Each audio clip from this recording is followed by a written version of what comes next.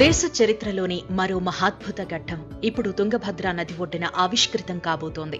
ఈ తీరాన 108 అడుగుల శ్రీరాముని విగ్రహం ఈ తీరాన ఏర్పాటు చేయనున్నారు కేంద్ర హోంమంత్రి అమిత్ షా. దీనికి వర్చువల్ గా శంకుస్థాపన చేయనున్నారు. అందుకు ఏర్పాట్లు చకచకా జరుగుతున్నాయి. తెలుగు రాష్ట్రాలలో ఇదో భారీ సంచలనంగా మారిందిప్పుడు. పరవళ్లు తొక్కే తుంగభద్ర నదీ తీరాన వెలసిన శ్రీ రాఘవేంద్ర స్వామి మఠం సమీపంలో ఇప్పుడు శ్రీరాముడి ఆలయ నిర్మాణం చేస్తున్నారు.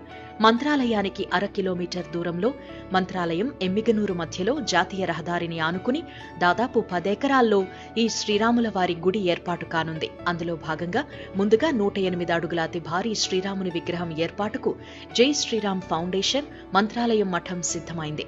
ఈ 2 సంస్థలు సంయుక్తంగా శ్రీరాముడి దేవాలయాన్ని నిర్మించనున్నాయి. దేశ చరిత్రలోనే తొలిసారి సుమారు 150 కోట్లతో 108 అడుగుల శ్రీరాముని పంచలోహ విగ్రహాన్ని జై శ్రీరామ్ ఫౌండేషన్ సంస్థ, మంత్రాలయం మఠం ఏర్పాటు చేస్తున్నాయి. ఈ 108 అడుగుల శ్రీరాముని పంచలోహ విగ్రహం ఢిల్లీలో తయారు చేస్తున్నట్టు సమాచారం. ఈ అతి భారీ శ్రీరాముని విగ్రహం ఎలా ఉంటుందోనని సర్వత్రా ఆసక్తి నెలకొంది. తాజాగా మంత్రాలయం సమీపంలో శ్రీరాముడి ఆలయం నిర్మించే ప్రదేశంలో 8 అడుగుల నమూనా విగ్రహాన్ని, ఫ్లెక్సీని ఏర్పాటు చేశారు.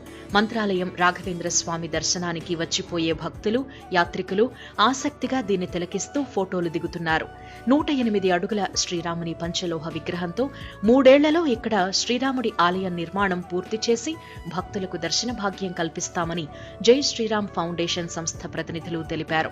మంత్రాలయం మఠానికి తెలుగు రాష్ట్రాల నుంచే కాక కర్ణాటక, మహారాష్ట్ర నుంచి కూడా భక్తులు వేలాదిగా తరలివచ్చి రాఘవేంద్ర స్వామిని దర్శించుకుంటారు. మంత్రాలయం సమీపంలో కొత్తగా ఈ శ్రీరాముడి ఆలయ నిర్మాణంతో మంత్రాలయం ఆధ్యాత్మిక ధామంగా మరింతగా పరిడవిల్లనుంది.